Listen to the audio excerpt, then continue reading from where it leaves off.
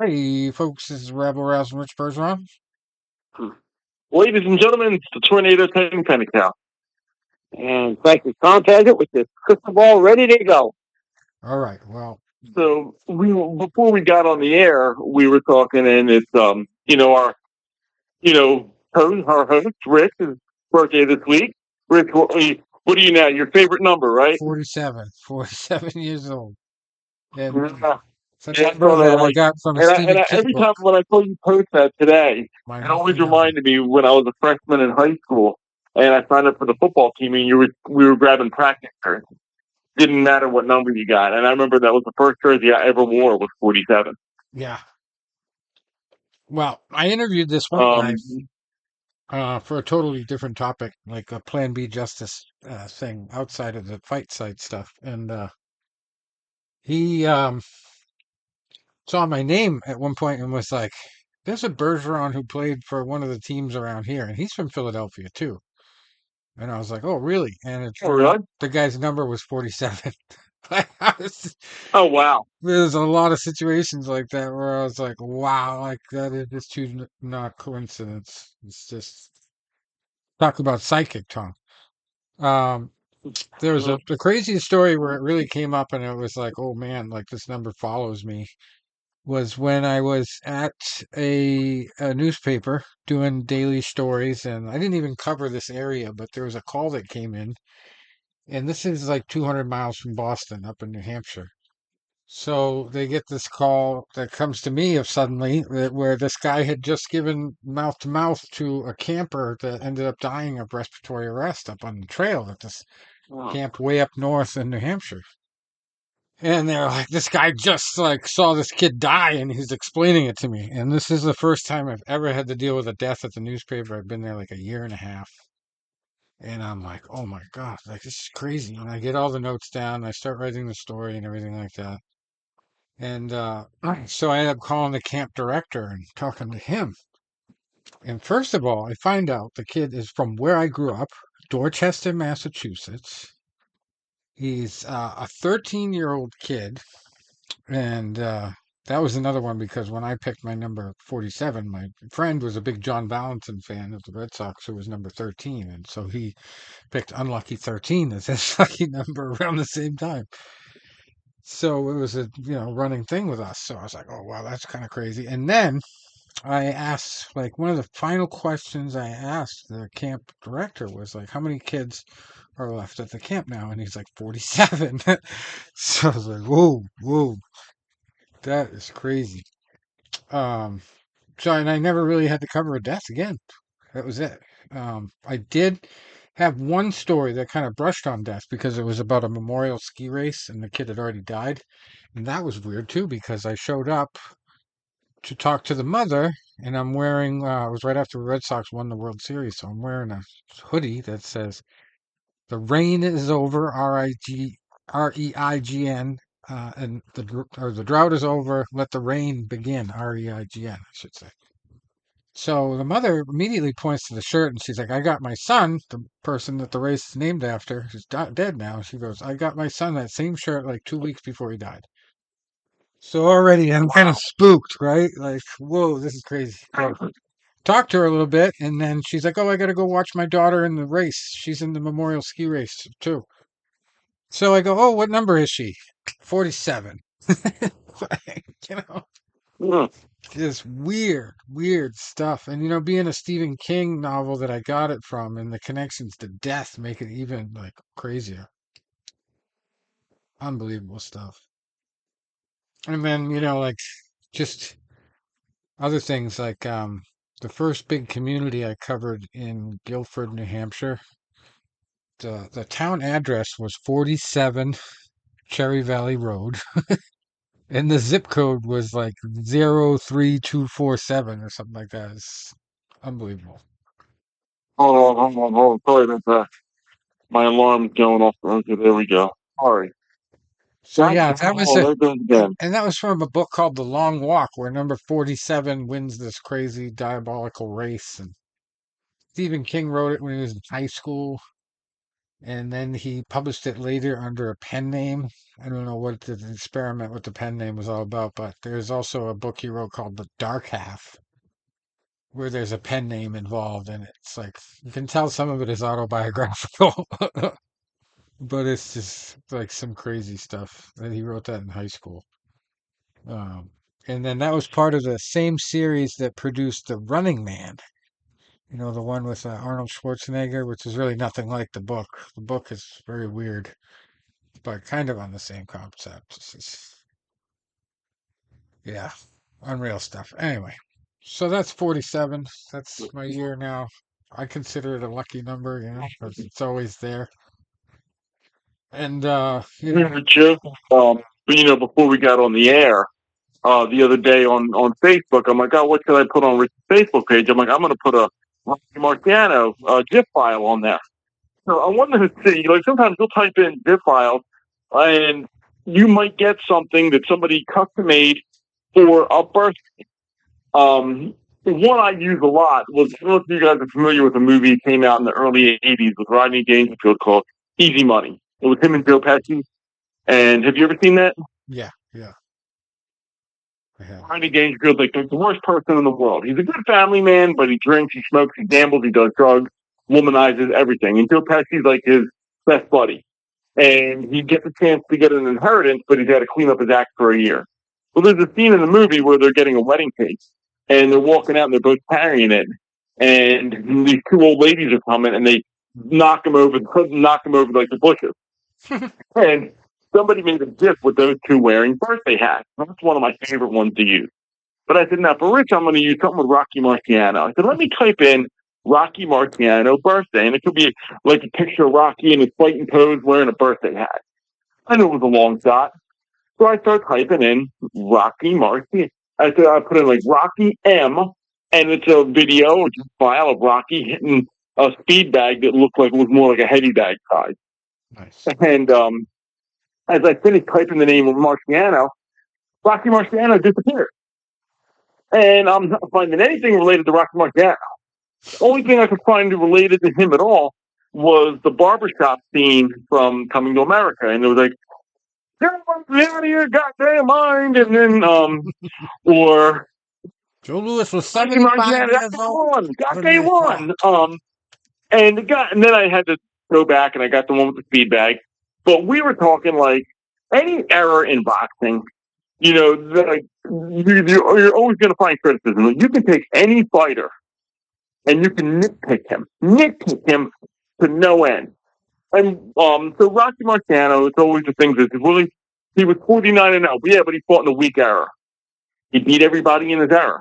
Well, his guys were either old or they were blown up light heavyweight, or they weren't that good. But at the time, if they're the number one contender, hey, this guy could be pretty good. He's the number one contender. And then in hindsight, maybe he wasn't as highly thought of as he was. And you can nitpick any fighter, and it's like, so now all of us that were,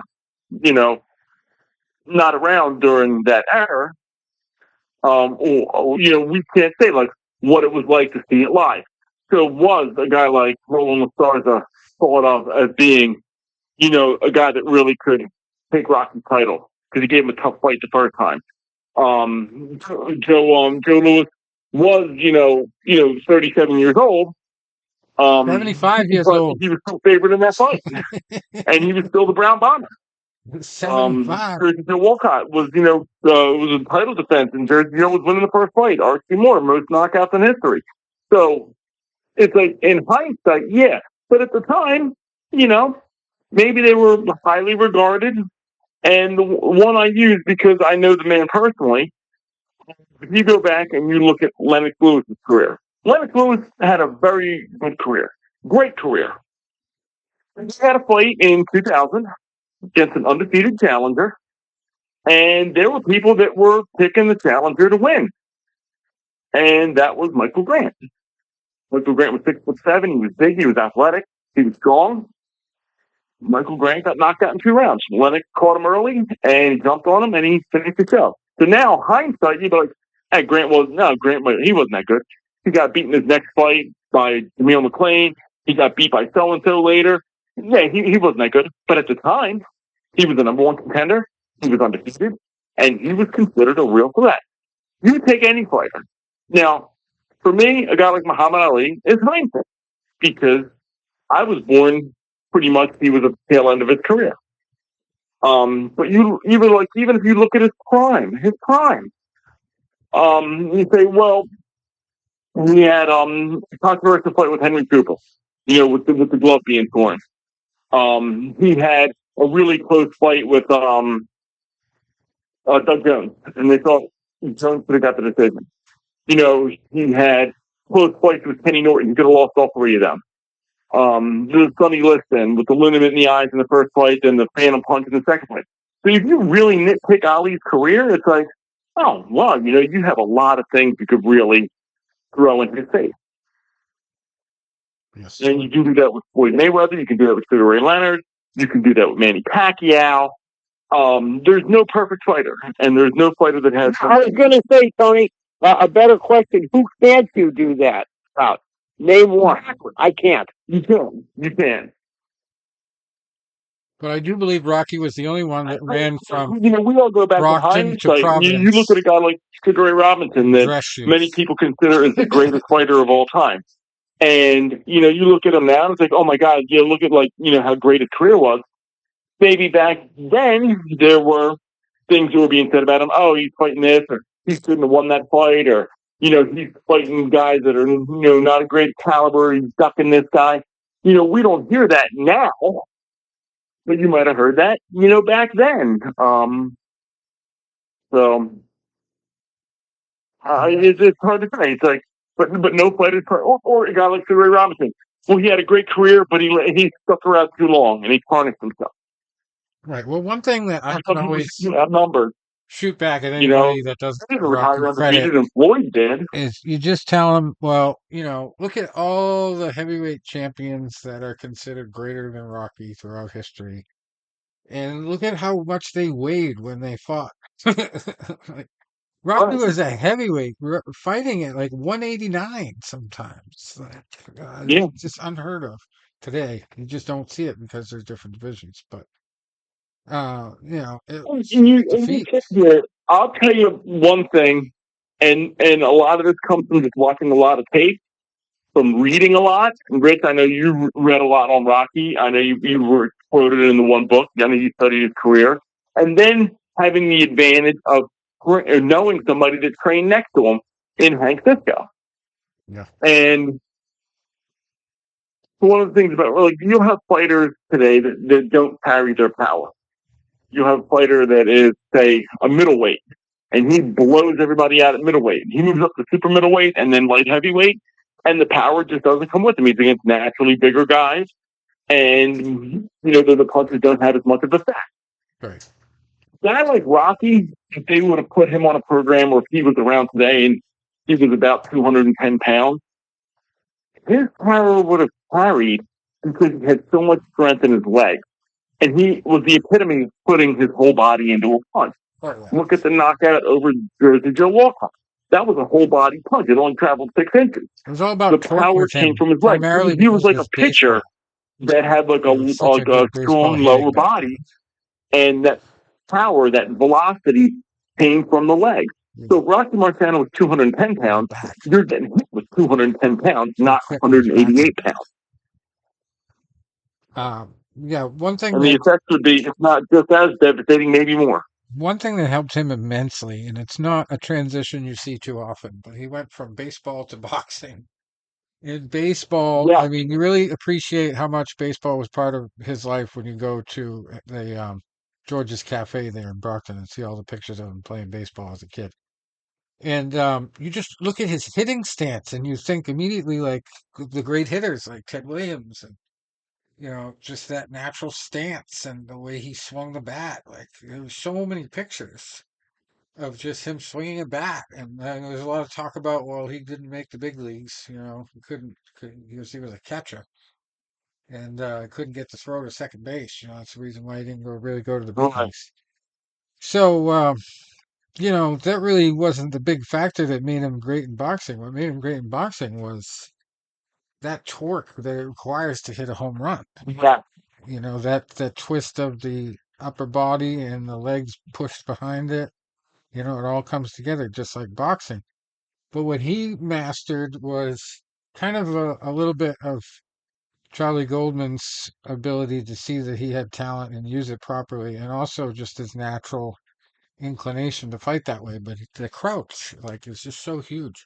To me, I watch Rocky Yeah. Marciano style, and I actually see a lot of the guy that Tom wants to talk about, Artur Beterbiev. It's just Artur uses a 90% more aggressive type of style, but he has a lot of tendencies like Rocky. Like Rocky wasn't always concerned with defense, but his stance was a defense. By being Exactly. crouched, he had faced like so many taller guys who would have to punch down at him to hurt him, and not a lot of guys can punch Yeah. down with effect, and it wasn't the days where like the uppercut was hugely used in fights like it is today. So Rick, he would you made literally a great follow point about people and Rocky's club them baseball down. career, and I'm going to quote a man that you and I both knew, Dr. Cox, Lockhaven University. And I remember going in there as a freshman, and every year when you would go out and Doc, because Doc was a professor, he was a storyteller, and he would talk. Every moment to Dr. Cox was a chance for education. So it was life education, boxing education, Wicked man. academic education. Dr. Cox felt you could be learning it like every moment. Yeah. And we would have guys on the team, and the team captain my freshman year was a tall, lanky guy named Todd Steiner. And Todd and I were very good friends. He's not on social media, so I haven't talked to him in a long time. But Todd was a third baseman for the Lockhaven University baseball team. Very athletic. And Dr. Cox would always say, he goes, I like baseball players as boxers for a couple reasons. One, they know how to turn their hip into a punch because they're turning the hip to get full torque swinging a bat. The other reason, he goes, you're standing down there and you're looking at a 90-mile-an-hour fastball coming right at you, and you have to make that snap decision on, are you going to swing or are you going to move? Yeah. And he goes, you have amazing hand-eye coordination, and you're not afraid to basically stand in the pocket and, hear that ball coming at you. He goes, then he goes, now we got people like Heineken, ball player. They get there, they're all squared up in that 4-point stance, and then he's one of people, You think, a boxer. They just want to get but then you take a baseball player or a football player any day. So that was the one thing Dr. Cox said. And then the other point that you made up, and we're going to segue exactly what Tom was talking about before we went on the air. A few years ago, I went to a fight in Philadelphia down at the Temple William Core Center between Iceman Scully's boy, Artur Beterbiev, who was, I think, 18-0 at the time or 17-0 with all knockouts. And he was fighting another undefeated champion, Glaxkovic. I always mess his name up. Alexander Glaxkovic, who was like 17-0, 14 knockouts. Yeah. Who's under a light heavyweight unification fight.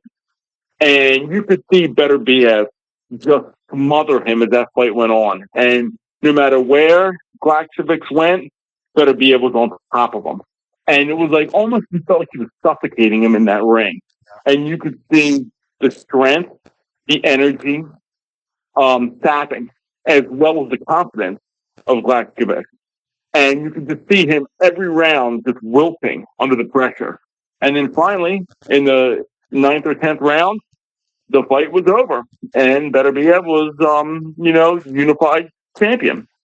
And I remember talking to John after that, and I don't remember if it was on our show or if it was just he and I on social media. And I said to him, John, I'm not blowing smoke up your ass. I'm not kissing your ass. I said, I really enjoyed being at that fight, even though I did sit in the area with all the Ukrainians that were pissed off. And I said, watching that fight, Beterbiev was invoking for me memories of Rocky Marciano. And John said, thank you. That really means a lot to us. And I said, just watching that fight, just the pressure he put on, it reminded me of Rocky, because what Rocky would do was he would not just beat you physically, he would beat you mentally. I would always call it like creeping death. No matter where you went, he was on top of you. You either had to move or punch. You didn't have a choice. You didn't have a chance for a breather, move or punch. And if you didn't, you got overwhelmed. And that would not just tire you physically, but it would even more tire you mentally. Yeah. Because it's like, oh my God, get the off me. You know? That was the road work. I can't keep them off. And that wears you. And that's why it's like, next week is going to be a very interesting fight. Very interesting. And I'm lucky because, I got, the Philly playoffs are starting this week, but next Saturday is an off day. I saw you were. Tom, you're right, and we'll discuss it more next week. I saw you with the owner the other day. What's the story? You have a very good boxer and a very good pressure fighter. Yeah, I'm just and speaking of the fight that you watched in one of these videos, John was saying that you could make a case that early on Arthur was behind. But John said at no time in their corner were they concerned about that, because they knew it was a matter of time. And to beat that man, you're going to have 12 flawless rounds. That's going to be a challenge for anyone. Exactly. And Tony, again, we'll have a lot next week for sure. Yeah, definitely. And Tony, you were on your own podcast the other night, weren't you? For the Phillies? I was last night. Shameless plug. Tom, I'm going to tell you something, and this might shock you. I hope you're sitting down. Okay. Tom, I do not like working in Center City. I know. Oh, come on. Doesn't it? I know. You weren't expecting those words. I know. You talk to me about all the fun you have on the subway, and then the ride down, and the fun parking, and when you walk for your lunch, how nice everyone is. Yeah, I knew you loved it. I told my coworker the one time, yeah, it's a great time down there. The people smell like urine. So this week, I'll have to send you photos because I think both look really good. I was in a wedding last week. My friends that have the dog breed that we watch, they got married. We met Capri's mom through her ex-husband. He used to work with my dad. And we became friends with them. And when Vinny passed away, they brought their other dog, Roxy, over, kind of like therapy for us. And then Roxy passed away, Heather, the woman, and then her husband, my dad's coworker, had gotten divorced. Roxy passed away. She started dating this other gentleman who's a detective. Really nice guy. And so they got engaged, and they were getting married last week. Now, Heather's biological father has passed away. She asked my dad to walk her down the aisle. So she bought my dad a white fedora. He got a white sports coat. It looked like Don Fanucci from The Godfather. So I had the white fedora. I had a white sequin, jacket. So this week, my parents are going to be away. And after the wedding, Heather and her husband were really busy, with work and all that. So I said, I'm going to take one of my work from home days on Tuesday. And then I'm going to take a day off on Thursday. That way I can have the dog both days. That way you have some coverage for her. So it'll work out great for me. I got vacation time to burn anyway. But I said I have to go to the city on Wednesday. The way it worked out was the Phillies were doing a rally bus. Oh, really? Doing a rally bus, you said? You know me. And I said, well, I'm going to bring my outfit with me. I'm going to suit up, and I'm going to go to the rally bus during lunch. It's only 3 blocks from the office. So I come down, and I'm walking with my one coworker, Puerto Rican kid. And I said, John, we're getting on TV. He goes, yeah, with you, probably. I said, John, we're getting on TV. I said, listen, I don't care what station it is. ABC, CBS, NBC, Fox, BET, Telemundo. I said, John, you can interpret for me. He goes, I can't speak Spanish. I'm like, God damn it. So we get there. I get right on. Boom. NBC. They interview me, and I do a whole little kit and caboodle. And then my one buddy's there, and he's like, "Yo, you want to do a podcast?" Hell yeah, let's do it. So we did a promo down there. He did a selfie like, "Oh, we're talking about the playoffs tonight, and I got a guest for you." And he just hands the camera to me, and I'm like, "Tornado time. We talking about playoffs. Let's fucking go." And then I shot that last night after I got home.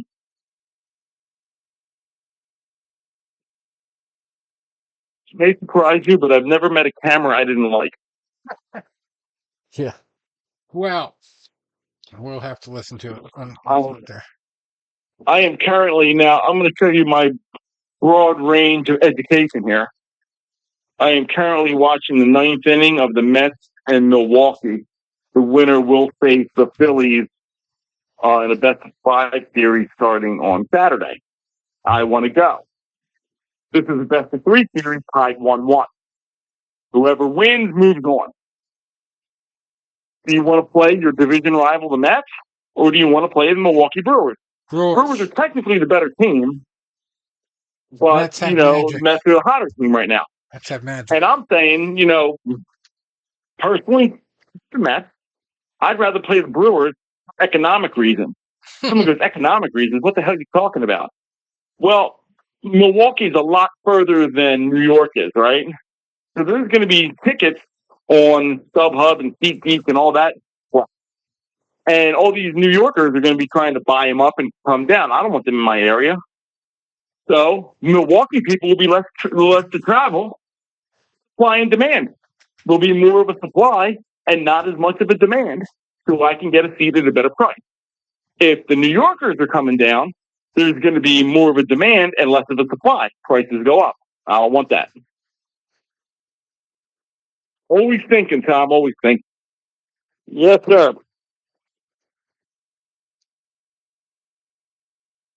Yeah, definitely. New York sucks anyway. No.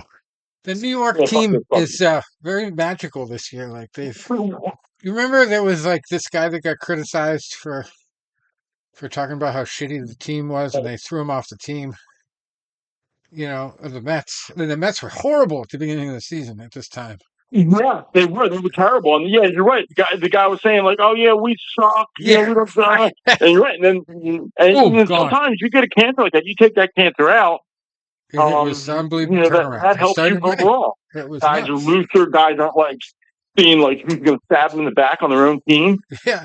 So they took them out, and they kind of set the tone that we're not going to take this negativity. And now they're almost on the playoff bubble here. So more power to them. I just don't think that they're going to pull it off.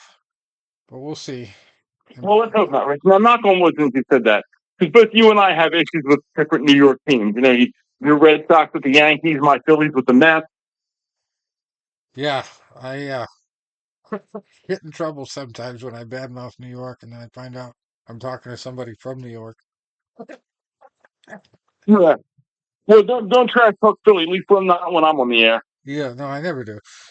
Oh, thank you. But yeah, Philly, I was on board with them the last time they were really close, and it's just pretty bullshit. And I may have told you guys that, and you guys have both known me for a long time. Rich, we started doing this show 17 years ago now, almost. Right. And Tom, I got to meet back, 2011, 2012 when you first came on. We got to go to a fight together in 13. Man, I was 2013, buddy. Time flies. Wow. At an event just a few weeks ago, I was talking to Harry Orgy. And I was telling about that night when I was outside waiting for you, and the guy saw my Rocky Marciano shirt and thought he was fighting that night. Yeah. Yeah. Yeah. Oh, hey, Tony, I haven't ruled out doing another one. Hey, if we can pull it off to Philly, But I'll tell you this. You guys know me, and you know how wound up I am, and how over the top I am with everything I do. And that's a persona I developed for myself a long time ago, ironically, to combat being sick. Um, with the Phillies gimmick I do now, I developed this in late 2011. The Phillies had went on a run from 2007 to 2011. They had a World Series win in there. They had another World Series appearance. They were one of the top teams in baseball. And in 2011, I was working at a job that I was really unhappy. And the only thing that got me through the day was the Phillies. So if I was working like, the summer and I would just get to the den, I would just want to go home and watch the game. And that was my relief. So when they got to the playoffs that year, I was sure they were winning it all. They were the best team. They get upset in the first round. And I remember that night just being just so almost to the point of distraught. And I remember like a voice chirped to me and said, Tony, your life is spiraling. You don't enjoy going to work. You're letting things get out of control. A few weeks prior, I found myself in the ER because I was feeling so run down. They were worried that I was having like some type of medical issue. Thankfully, it wasn't. And an idea popped into my mind and said, you know what? You got that Uncle Sam hat you wear to all the games. You should get someone to get a real nice Uncle Sam hat and embroider the Phillies logo on it. That'd be really cool. And then I found a woman to make my first outfit. And I started wearing to the games in 2012. And the Phillies were actually spiraling. They were, their core players were getting older. They weren't getting younger guys in. They weren't doing well. And after like a year or two, when they were really struggling, people would mock me almost. Somebody called me Apollo Creetard. Somebody I think I could smash in 2 seconds. It was just a little knife that stuck me. And people would be like, why do you waste time going to Florida? The team sucks. So I go to Florida in March and I drink and I have fun. Why do you waste time going to games? They aren't good. Because I'm having a good time. That's why. You fucker. Mets just took a fucking lead. God damn it. But I was like, and then I had a friend of mine that worked at the ballpark. And when they were real bad, we made a promise that when they won the World Series again, we were going to raise a drink together. And he died that year. And I said, I want to honor that promise for Ron. And when they got so close 2 years ago, that's all I could think about was honoring that promise for Ron. And I still want to do that. I want to be selfish, and I want to say, for all the people that mocked me, all the people that laughed at me, even though, it would take me a matter of seconds, to take you out. I want to sit there and I want to take a picture of the parade, and I want to double middle fingers and say, this is why I did it. I believe they fucking blew that lead. 3 runs in the ninth.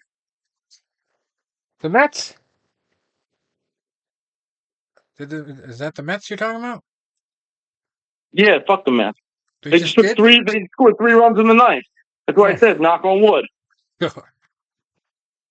Oh, I do have them in a parlay, but that sucks because I wanted to see the Brewers beat them. But that's what I just said. Magic, That's what you have to contend with now. Good luck. The fucking Mets, yeah. Just when you start to badmouth New York, it comes back to bite you. Ouch. Yep. Anyway, we got lots of boxing to talk about, lots of MMA.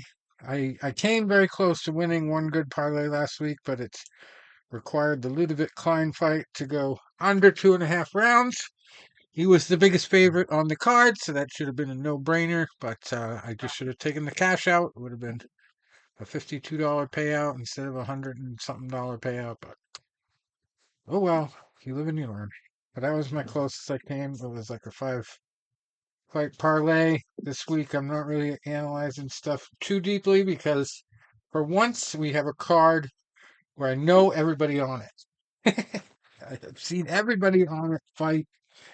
It's a pretty easy to predict main event. We do have a long shot parlay I'm gonna recommend. As like, you might hit the lottery if hell freezes over and it's gonna be that much of a long shot parlay. But yeah, we've got Poatan back in action again at light heavyweight. He is fighting a guy that most people say doesn't deserve the title shot, um, but he's obviously making the best of it. Um, and we'll see. Khalil Rountree is definitely very capable. Probably will have to make it a grappling match to win, but you never know. Maybe it comes to a point where Alex Pereira is fighting too much too soon, biting off more than he can chew. Well, maybe he's overlooking him. And remember, Roundtree does have power. Right, right. He has I knocked hate, I hate that phrase, puncher's chance. three out But of if four of he'd his last win, opponents he knocked I out. can't say, I mean, I'd be surprised, but I wouldn't be shocked. Put it that way. Right. Um, and then we can talk a little bit early about Beterbiev versus Bivol, but one thing that always stands out in my mind when I think about who's going to win that fight is there was an interview, geez, it must have been at least a year ago now, where Bivol and Beterbiev were at some event together. They were in tuxes, and somebody tracked them down and started asking them questions. And it came to talking about them fighting each other. And Beterbiev is like, "Don't look at me. Ask him why he doesn't want it." You know? So to me, I think that Beterbiev has always been number one, ready for this fight. He's always wanted this fight more, and I don't care who Bivol beats or, how good of a boxer he shows he can be. I just don't think he's ever faced an animal like Beterbiev.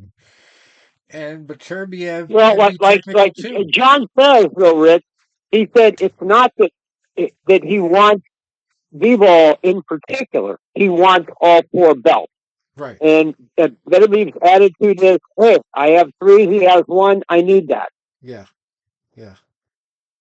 So, I mean, everybody can say that Bivol is a better boxer. He's a technician. He will get the decision, but Beterbiev just wants to have the fight be done. It might be why you got to cut in sparring because he's just so aggressive.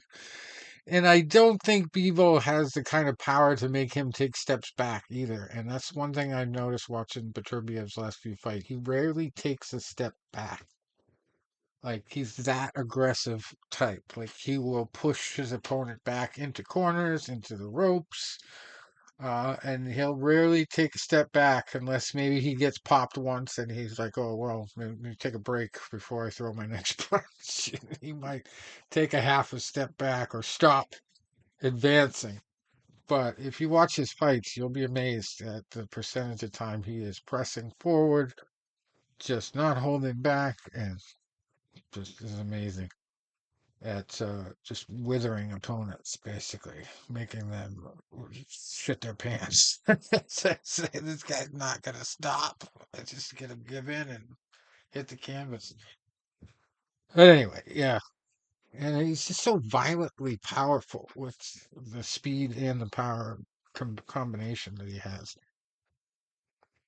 But yeah, I would not want him stalking me down. Anyway, let's go to the boxing results to start off our portion of the preview and recaps here. Last Friday, remember I said Friday night was all right for fighting? Well, we had the big female fight down at the capital of East Coast fighting there at Madison Square Garden. Sandy Ryan, 7-1-1, lost by majority decision to Michaela Meyer in a fight that took all 10 rounds in the female ranks. Meyer got win number 20 in the WBO World Welterweight title.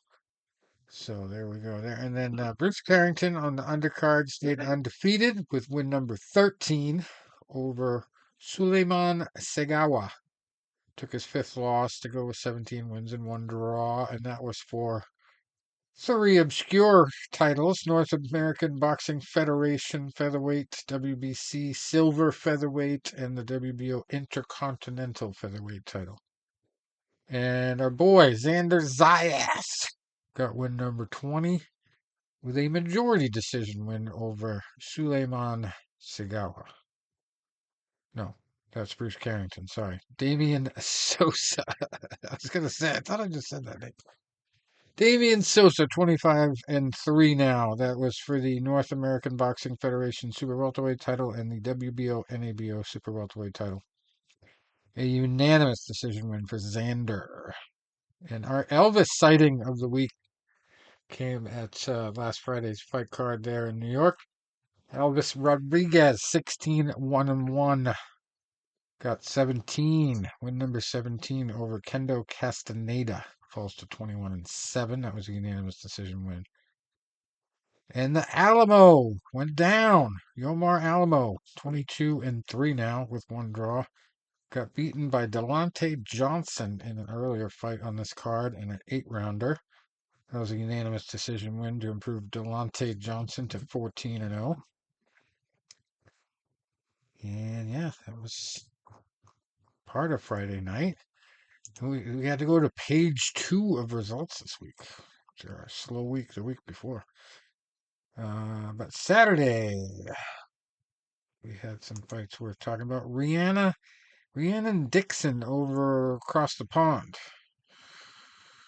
Losing to Terry Harper in a 10-round fight for the WBO Female World Lightweight title. Terry Harper falls to 14-3-2. Rhiannon Dixon is undefeated at 11-0. And then let's see, what was the big one on Saturday? Saturday, we didn't really have big fight card on Saturday, I guess. That's it. Till Monday. That's crazy. Oh, yeah, there's, let's see, a lot of female fights. There was the 2300 arena fight, too, down in your neck of the woods, Tony. Leanna Cruz staying undefeated, going all 8 rounds. She's 9-0 now, beating Maylise Gangloff, 10-5 at super flyweight. That was also Friday night, I think. No, that was Saturday night.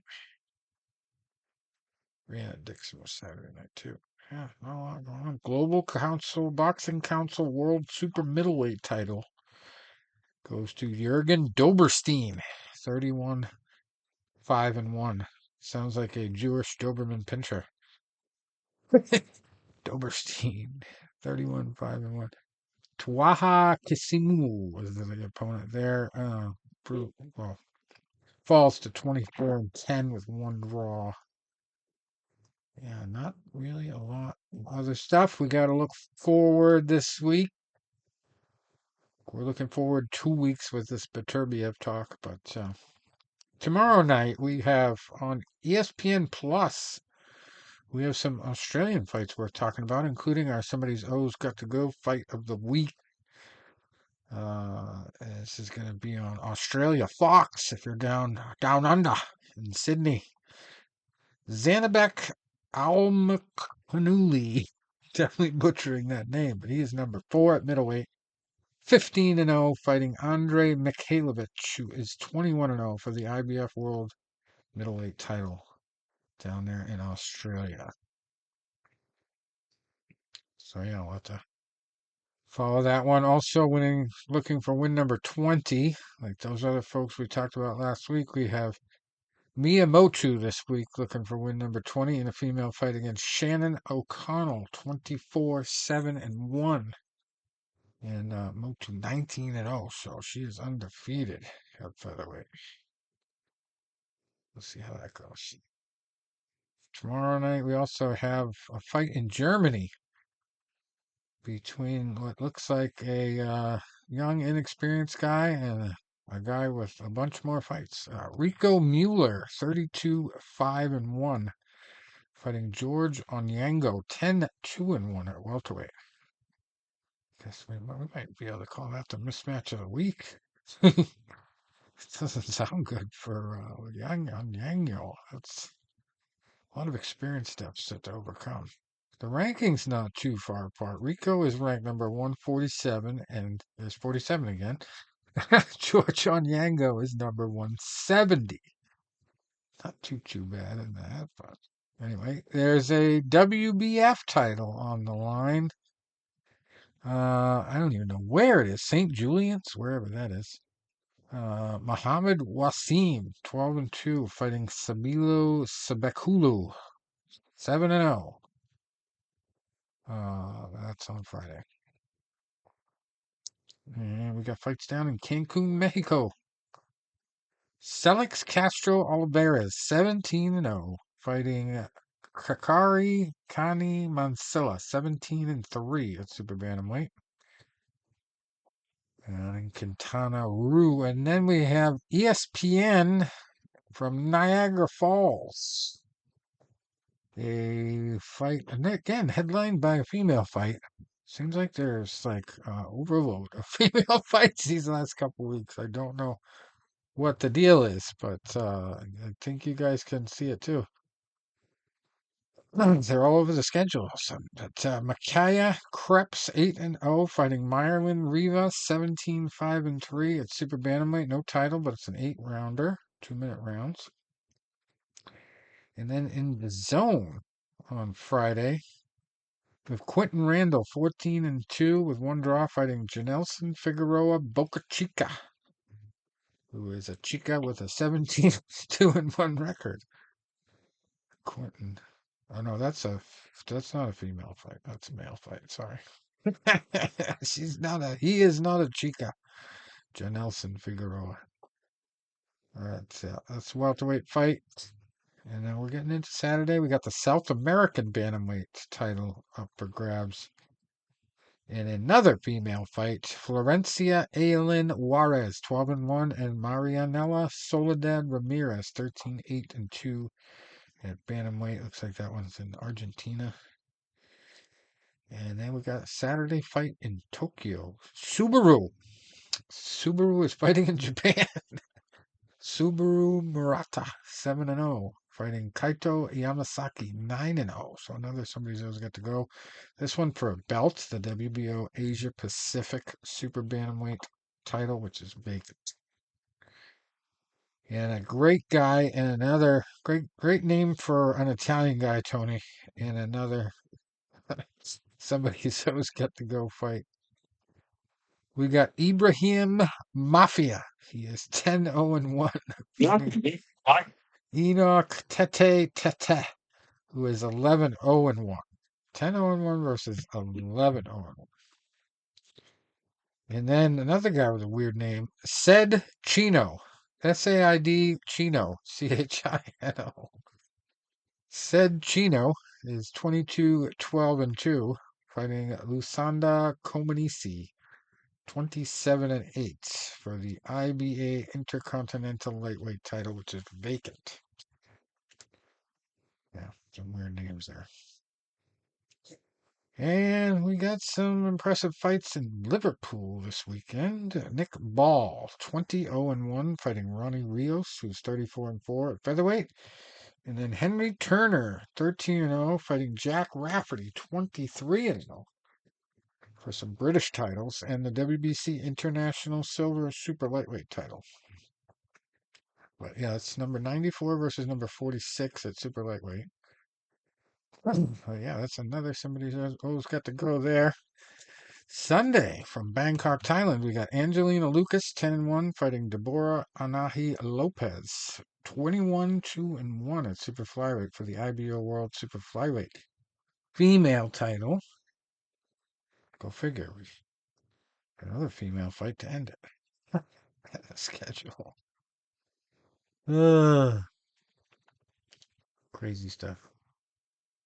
All right, I guess that's it for the schedule. And as we were talking about next week, we'll be talking more in depth about the biggest card next week, which is from Riyadh. And that is headlined by Beterbiev, 20-0, and Bivol, who's 23-0. But yeah, it's all the titles, all the major titles up for grabs. And it's going to create whoever wins, if there's no draw, we're going to have the undisputed light heavyweight champion of the world emerge from that fight. So we're all looking forward to that. We will definitely try to get our boy John Scully on the program sooner rather than later, but I don't think we'll get him before the fight. Just gut feeling. He's gonna be busy. But anyway, we had quite fights last week in the MMA circles. One of my favorite guys to hear take the mic after a fight won the main event in shocking style, and had a great target to go after. He's usually like very political, and if you guys have been following the media, international media, you know that France over there is always in some kind of turmoil, people in the streets protesting or something. So Renato Carnero beating Benoit Saint Denis in the main event last week. Of course, he took the mic and says, "Fuck France and fuck Macron," and just goes off. And he's like, the city and the country is beautiful, but the politics suck. And he just went on this big rant. And then he said, I don't want all these bullshit fights. Give me some easy money. But he peppered Benoit Saint Denis, and a lot of people, me included, would have expected him to win by submission, if any method, but he did not seem to be looking for one. He wanted to use his fists, and he just closed both of Benoit Saint Denis's eyes. He made it the most nasty kickboxing match it could possibly be. He used his reach more than anything, and I think he really learned by watching the Dustin Poirier fight when Poirier finished Benoit Saint Denis pretty quickly that if you hit Saint Denis enough times when he's trying to come in, he'll never get inside enough to do any damage to you. And Carnero has deceivingly good reach. And he just took over the fight, and the ref. And then once he got it to the ground, I could tell that he knew what to do, but he was. And I've been in that situation. He was a day late and a dollar short. Renato was just had to be a nightmare. Yeah. And actually, I thought they were going to stop it after the first round, and I think Renato lost the second round on a lot of judges' cards. But by that time, it had to be stopped. And that was awful beatdown. It was just some of the worst facial damage I've seen. It's just so quickly adding up too. And Saint Denis eventually could not see out of that eye. The doctor made the decision to stop the fight. The one eye that was really puffed up. So yeah, he apologized to the fans. That's obviously not what he wants to give to his hometown fans. But Carnero did not skip a beat. I mean, Renato was really a sportsman though, because if he told St. Denis, he said, "Hey, come train with us. You gotta. We have a lot to show you." Right. I thought that was pretty classy. He was very magnanimous in Vic. Right. And then the guy who was coming, I loved every second of it. I've got to tear up as a fan for sure. Yeah, he was very cordial to his opponent at the end of it. Which is kind of crazy that a lot of the fans actually agreed with his take on the politics over there too, so he didn't really get booed for that. Yeah. But anyway, Imavov, on the other hand, he was in the co-main event, Nassourdine Imavov, and he was facing Brendan Allen, who made the fatal mistake of thinking the takedown was going to win every minute of the fight for him. And he got the first one, stayed on top the entire first round, won the first round easily, and then just got outclassed the next two. And Imavov cited the crowd as his motivator, really, to get back into the fight. And he did, and he won by unanimous decision. And I mean, even the announcers were just getting tired of all the takedown attempts by Brendan Allen towards the end. Yeah, I mean, he was. It just seemed like he was one note Johnny. Yeah, and he was doing good. He was having some success on his feet in the third round. Yeah, that's the problem. And he kept trying. He was obsessed with it. I couldn't understand it. I don't know if the corner couldn't reach him, but Well, I mean, the only thing I could think of was it's instinctual from so many fighters to just try for the takedown when they're getting the better of the striking, So sometimes he would get in early with the striking, and then as soon as he started getting hit back, he would go for the takedown. Like he did not want to get in a sustained striking battle for whatever reason, even though he wasn't getting hit that hard. But I think it's just taught. It's just taught to like if you get in any sort of distress with striking, you get the takedown. So I mean, and he is usually pretty good, but he gassed out very quickly after getting into some trouble in the second round, and he never really recovered muscle wise and gas tank wise. So it was the end of a long streak, but it's over now, and Imavov got the win. The big surprise for me, the one that ruined about 85% of my parlays, was Joe Anderson Brito in one of, I thought, the best fights of the night, losing by split decision to William Gomez, another French fighter who got the benefit of the doubt. And Brito is such an aggressive fighter. I mean, obviously, it's not always good. Sometimes he leads with his face, so to speak. So he just has a tough time scoring points. But as far as like the never quit attitude, like he didn't seem to be slowing down at any point in that fight. And if anything, he just let himself get hit a few more times than he was able to hit his opponent towards the end of it. But anyway, just very close fight, obviously, split decision. And it did not go my guy's way. I did not have Gomez on. I think I had him on one parlay out of like 15. I don't know. So before that, I did have Brian Battle. He treated the French fans a little differently and disrespectfully after beating their hometown guy Kevin Jousset in the second round, 3 minutes and 47 seconds in.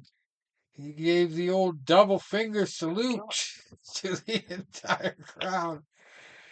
And he is coming off as a real heel. He's got some WWE crossover appeal if he wants it. He is the quintessential wrestling villain in MMA. But yeah, he talked a lot of trash. I wish I had a clip to play right now, but I don't. But anyway, look it up. Anyway, Morgan Charrier before that, very predictable win over Gabriel Miranda. He was a heavy favorite. That was knockout in the second round, 27 seconds in. One of the most brutal knockouts of the night. Faris Ziam over Matt Frivola. And Matt Frivola was unfortunately the end of my lock of the week guys streak of predicting locks of the week because a lot of experts were all over Matt Frivola. Thought he was gonna have no chance of losing this one, and he did in a bad way. He started off better than he finished, obviously, but yeah, he just got into deep water with Ziam, and again, just did not have the gas tank, did not have the skill set, and just started looking pretty bad. And Ziam just outstruck him.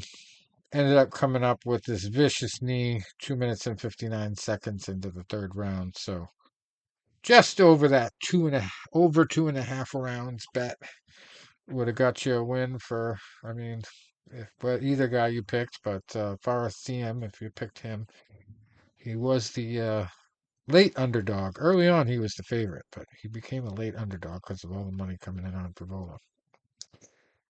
But anyway, Iwan Kutalaba before that, winning by decision over Ivan Erslan. Erslan was pretty favored in that one, but like I said last week, that was not a lock of the week of any kind. That was going to be close, and it was a split decision. So I did get that right, that part. Umar Sy at light heavyweight, beating Dawoon Young by unanimous decision. That was pretty much expected. He was a big favorite, a hometown guy, fighting kind of a journeyman there, and looked pretty well out there. Ludovic Klein, another one that's lost me money because I didn't cash out before this fight, but he beat Roosevelt Roberts by unanimous decision Roberts just did not seem ever close to getting submitted or knocked out. Klein just had a better gas tank, better conditioning, better style, a lot of wrestling, heavy stuff, and he took over the action, won the unanimous decision. Before that, Taylor Alapolis, another big hometown favorite, beating Vince Morales by unanimous decision. That was a pretty easy one to pick. Aylin Perez over Dalia Zeleniakova was a quick arm triangle choke submission, 3 minutes and 52 seconds in. And like I said, like I always say, it's safe to go the distance. Well, it wasn't safe in that fight, unfortunately. Sometimes I'm wrong on that. Yeah, so that was a quick win, but what made that fight interesting was Aylin Perez decided after the submission to get up and shake her booty in front of Daria Selenikovan's face. As she was getting up from the submission, she got twerked on. She had some twerk done. Yeah, that was kind of disrespectful but funny at the same time. And Aylin Perez had actually told her parents, who were in attendance for the first time of her fight career, told her parents that she was going to try for her first submission. She wanted to get her first submission of her career, and she did. So there's some good evidence for the power of visualization. Anyway, uh, then we had 3 fights before that one. Daniel Barez by unanimous decision over Victor Altamirano. Jacqueline Cavalcante over Nora Cornell. That was a split decision. And then one of the most bizarre outcomes of a fight I've ever seen. And another guy who started me off in a bad way because I had 2 or 3 bets on him.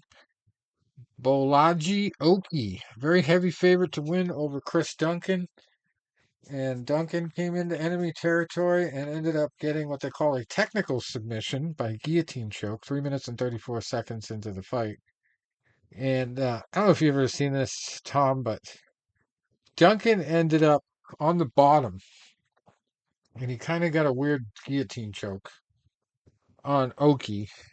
And Oki seemed to be like trying to pop out of it. And then all of a sudden, Duncan was hitting him from the bottom, and he looked up at the ref, and he had to tell the ref that he was asleep. His opponent was on top of him asleep. And I'd never seen anything like it. And I obviously Great. I did not have Duncan on it really any more than I think I maybe had him on uh, one parlay. But I was just like, oh, that sucks. They rolled Oki over, and he is asleep. He's done. But I was wondering, like, why isn't he punching? They're doing the old arm lift thing to see if he's there, and boom, he was out. So yeah, that was a big surprise for Chris Duncan to get that win. And then he told a harrowing story of, dedicating the fight to his mother who just died. Yeah, it was good. Good stuff. But yeah, it was a great card from France. I was lucky I did find out there was a time difference situation, so all the fights started at noon last Saturday. So I got to watch fights all day. It's good stuff. But anyway, we've got some other results from Dana White's Contender series to go through, and then it's the big Khalil Rountree versus Alex Pereira card. Thankfully tonight we after all that opening stuff, we don't have to get too technical with the picks because I don't have statistics and odds and all that. We're gonna just zip right through it with my leans and likes, we'll call them, instead of locks. But anyway, last week we had the Contender series. I missed it. I actually did not watch it for the first time this season. I did not see any of the fights, did not bet on it, nothing. But I was surprised to find out that Torrez Finney has finally broken his way into the UFC with a first round knockout of Abdullah Rami in just 4 minutes and 10 seconds. That was what Dana White obviously wanted to see from him. And I was just surprised that he has now been on this same season twice.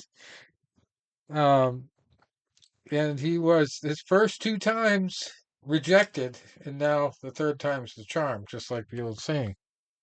Dana has invited him in with a contract, but I think the way he got torn up a little bit and was bleeding after his last fight, I figured he'd need more recovery time than this.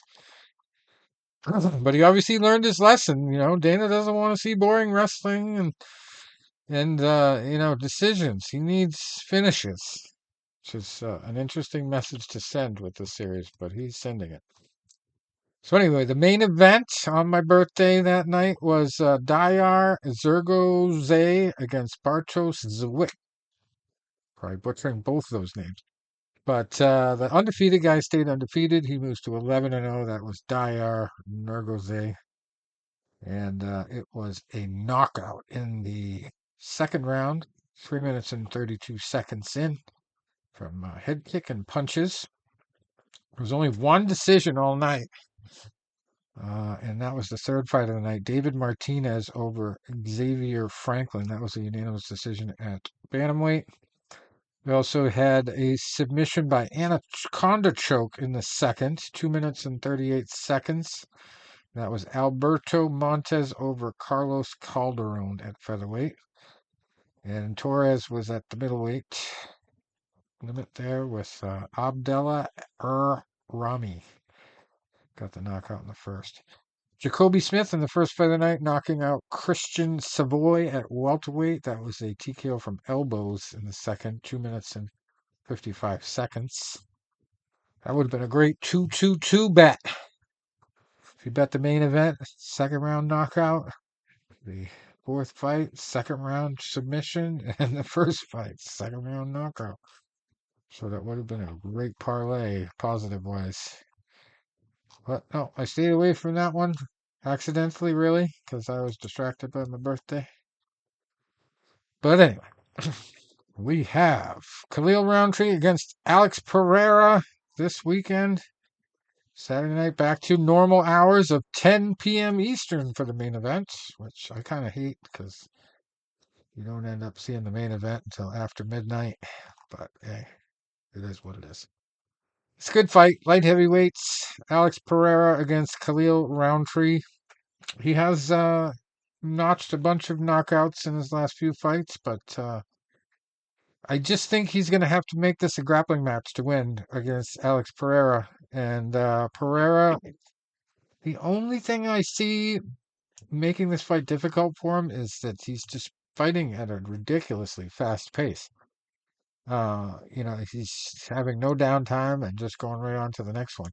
Granted, he's starting late in the UFC, and he kind of has to do that to get more notoriety and to take advantage of the momentum he has in the spotlight. But still, sometimes you could be too active.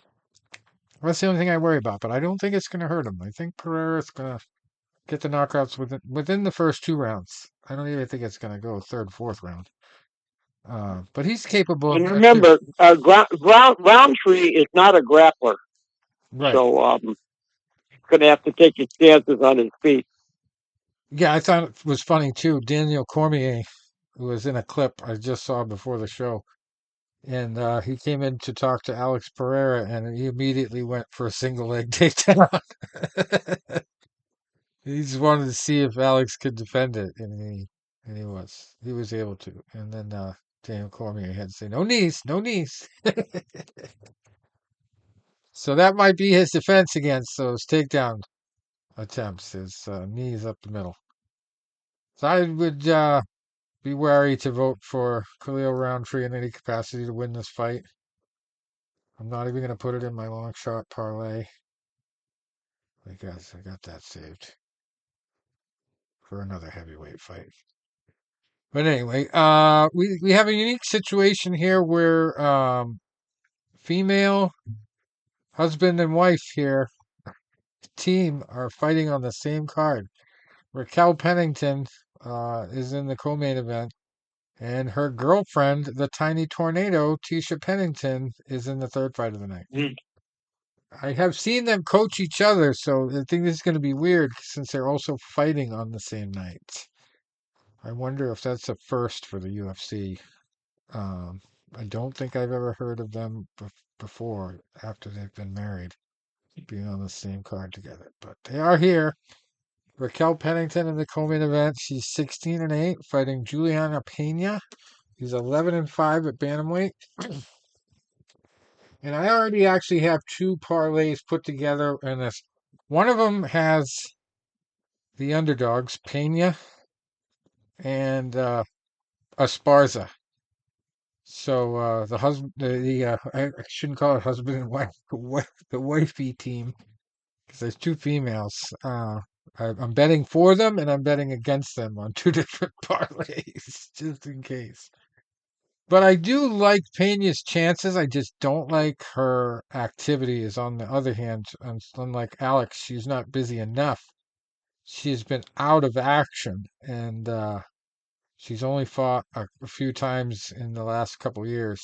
Uh, Her last fight was 2 years ago, so activity is probably going to be a concern there. Whereas Raquel Pennington is on a win streak as well.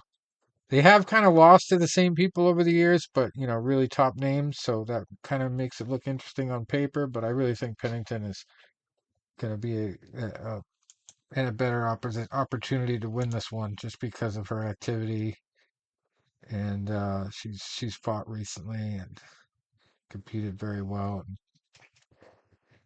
MMA is one of those sports where if you blink, it will pass you by.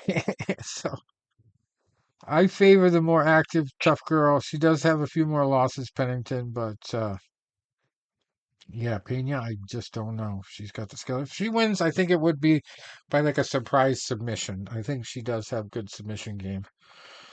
But yeah, I do have one bet with her, one bet without her on a pretty good parlay for the whole card. Jose Aldo, on the other hand, fighting Mario Batista. Batista, for some reason, is a pretty good favorite in this fight, but I don't get it because Aldo, to me, is the natural winner of this one. A lot of people doubted him in his last fight, coming back from retirement, basically, and he looked pretty decent. I don't think Batista's got anywhere near the kind of quality opponents that Aldo has been facing. So, plus, he does not have a lot of experience. He has literally half as many fights as Jose Aldo has wins. So yeah, I don't think you should waste your money on Batista. And then the absolute biggest favorite this week is Kayla Harrison over Ketlin Vieira. Vieira is 14-3. Kayla is 17-1 at bantamweight. And pretty funny video clip I've seen this week of UFC fighters being asked what their celebrity lookalike is. Guess what Kayla Harrison said her people tell her she looks like? This is a wrestling question. That's the only clue I'm going to give you. Who in wrestling would Kayla Harrison look like, Tony? It's a surprise. It's a trick question. You got to think out of the box. Kayla Harrison said people tell her she looks like Brock Lesnar. She's not joking. That's not exactly a compliment. Right. But she finds it funny. Hey, that's crazy. Well, Awful. right. That's like when Dana White said that Chris Cyborg looked like Wanderlei Silva in a dress and heels. The MMA awards one year. Bad. Okay. We also have quite the journeyman here in action. Kevin Holland, 26-11 at middleweight. He is a favorite over Roman Dolidze. I do believe Dolidze has a puncher's chance there. I have most of my bets on Holland so far. Dolidze's 13-3. And then one of the guys I have in my long shot parlay, Stephen Thompson, 17-7-1, fighting Joaquin Buckley, who's 19-6. His celebrity lookalike, Joaquin Buckley, is Ernie Hudson from the Ghostbusters series. Yeah, that's pretty fun, I would say. But yeah, Stephen Wonderboy Thompson. He is 17, 7-1, and he's got like a heavy karate style, which the only guy I can think of who was anywhere near it was Lyoto Machida, and even him, he didn't really have as much of a heavy karate reliant style as Thompson does. But Thompson is very, very crafty. Like he has a lot different footwork than Machida has. And he's just like he uses karate in a lot of ways, like to come at you sideways, literally like sideways for most of the fight. Um, but he's just very hard to predict. Like some days he just puts on a master class, other days they get right to the heart of his style. They figure out his weaknesses, and he grinds it out almost all the time. He goes to a lot of decisions, but I like him here. I think Buckley is gonna get a little bit taken aback by the differences in style, and I think Thompson is gonna recognize this as a real opportunity to kind of turn things around and start a winning streak. So I like Thompson. I know he's an underdog. I don't know what the odds are, but I'm gonna go with technique and Stephen Thompson. My other parlay, it's just a 2-fight parlay, is another underdog. I believe on last check he was plus 290 on DraftKings, but that is Cesar Almeida, 5-1, fighting Ihor Potieria, who is 20-6, and Potieria is my long shot there. So I'm gonna go Thompson and Potieria. Combine the two, and you'll get a bet worthy to throw some money at. Even $5 will probably get you at least 50. I'd say that's a combined plus bet worthy of throwing money at. And Marina Rodriguez is sandwiched between those two fights, fighting Yasmin Lucindo. That's a strawweight bout. Rodriguez 17-4-2, and Lucindo 16-5-0. And that's just a crazy good fight on paper. I just don't know which way to lean on that one. I've got my best bets coming up. I'm just going to go through a list of my picks for the fights. But that's my long shot parlay. It is a long shot, so consider that. Don't be putting $200, $300 on that shit. Hedge your bets. Anyway, Austin Hubbard also on the card. He is 16-7, fighting Alexander Hernandez, who's 14-8 at lightweight. And I think that one's kind of self-explanatory. If you look at the odds, Alexander's pretty much the favorite, and Hubbard, we've seen in some compelling fights. Sometimes he just grinds out the win, but he's just a little too sloppy for my liking, especially against a guy that fights like Hernandez. So I definitely like the money line on Hernandez for that one. Carla Esparza, another girl coming back from a little bit of a layoff. I believe she had a child during her break. That was her intent to take the break. She got married, she had a child. She is 19-7, fighting the tiny tornado, Tisha Pennington, who is 13-7. So sevens are wild, and it's going to be a wild fight at strawweight. I think Esparza can do it. She's very capable. She can be the most technical fighter you've ever seen when she wants to be. But Pennington on the same card as her wife. She's going to want to perform. She's going to want to look good, and she's the third fight of the night, even with her record and name. Doesn't make any sense. She should be on the main card. So she's going to fight for that better respect, being put on a better position on the card next time. But she has lost 2 in a row, Pennington, against Tabitha Ritchie and Mackenzie Dern. So even though she's the favorite, you might want to pick Carla Esparza just on that fact alone. Esparza went into retirement with a loss as well, too. Not really retirement, but temporary retirement. Lost to Wiley Zhang, who's no cheap date, as Tom would say. but that was in the second round by naked choke submission, and she had quite the win streak before that. So we might want to add her to the long shot parlay now that I'm looking at her record. So Esparza rattled off a big streak against the who's who of female MMA. Jandaroba, Grasso, Michelle Waterson Gomez, Marina Rodriguez, Xiaonan Yan, and Rose Namajunas by split decision was her last win in 2022. But again, we have a situation where she has not really fought in 2 years, almost. So there's always the ring rust factor. But I think Esparza, of all people, could really catch up for lost time, especially against a girl with 2 losses in a row. And prior to the Richie fight, Pennington had not fought for 2 years. So she does have a lot of losses, too, in a row from 2018 to 2020. So yeah, I like Esparza in that one, but like I said, I've got 2 different lineups with the power couple in MMA. They're winning both, and the power couple winning or losing both. So I'm hedging my bets very well. All right, second fight tonight, we've got the loser leaves town type of fight going on at light heavyweight. Ryan Spann versus Ovince St. Preux, OSP they call him. St. Preux 27-17, Spann 21-10.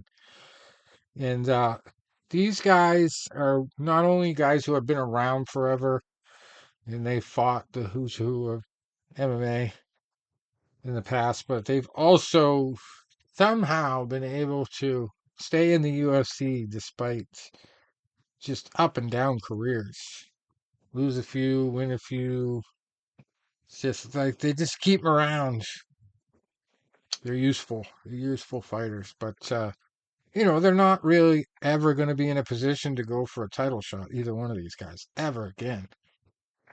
It's just a matter of like when their last fight happens, but they're getting there. They're both getting there to where they're probably going to hang it up anytime. I would not be surprised to see the loser of this fight put his gloves down. But anyway, yeah, OSP is also one of those guys like Czech Congo.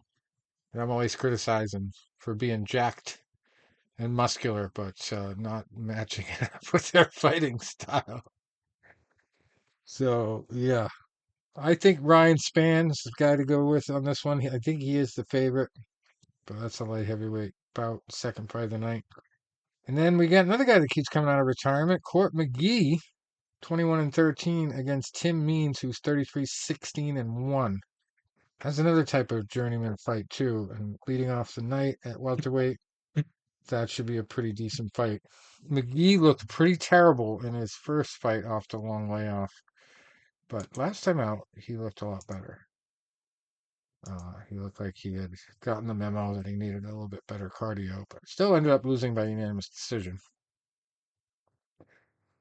So, yeah, I like Tim Means in that one because literally Court McGee has only won 2 fights out of, let's see, 1, 2, 3, 4, 5, 6, 7, 8, 9, 10, 11. 3 fights out of those last 11 he's won. So, definitely like Tim Means. Money line all the way on that one. But, yeah. So that's it on that one. See what else I have. Oh, we talked about last week about the settlement, right? So that's already old news. Do you like Amish, my version of Amish Makachev, Tom? Yeah, like very appropriate. It was not that hard to put together. Yeah, that was funny. I see what you're saying now that I've actually done the drawing. Amish Makachev. I'd love for him to see it somehow. I put it on a couple meme sites that are widely distributed, but they're so full of spam now. These spoof sites that didn't stay up in the main spotlight for long. But yeah, it would be funny if he saw. I wonder if he would be offended because of his religion. This is like totally opposed to Amish people.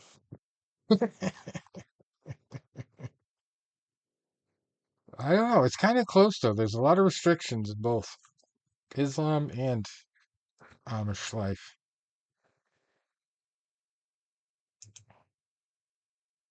The beards match for sure. Anyway, all right. I guess that's going to be it until next week, and we'll be previewing Tom's favorite fight this year so far, which should be a war, I should say, worth watching. And Tony, you gonna be throwing out the first pitch anytime in these playoffs after you met the Phillies owner there? Yeah, he has my contact info. He knows how to find me. Nice. Funny story. I was actually for some reason, you know that guy Balzerian out there in Vegas? He's like a poker player and an influencer on Instagram, and he's always surrounded by girls and guns and shit like that. So he is like a trust fund baby. And I guess he is tied up with some criminal activity with one of the sons of that same owner you posed with the other day. So, yeah, it's like 6 degrees of separation kind of shit. I was looking at you in the picture of the owner, and then like that day or the next day, I see the story about the son being involved in some shit where Balzerian was being indicted because I guess his father was like a takeover artist. And then he moved to the Cayman Islands, owing like $30 million to the IRS. So he's always claimed poverty, and he didn't have the money. And now it's being revealed that some of Dan Balzerian's assets are being hidden under the father, and the father is actually running Dan Balzerian's legal marijuana operations in the United States, and trying to tell the IRS he has no money. So they both got indicted last week, and apparently like that majority owner's son that you posed with, his son has a shitload of money too, and he's wrapped up in it. So just wild stuff. But yeah, tries to claim a lot of his money that came from poker, and it looks like a lot of it was loaned to him by his father, who says he's poor and he can't pay the IRS. Here's a new client for you, Tom. Yes, sir. Get his taxes straight for him. Anyway, all right. Till next week. Thanks for stopping by. Right. Good stuff. All right, guys. Enjoy the fight. Yes, sir. All right. I'll see you. Adios.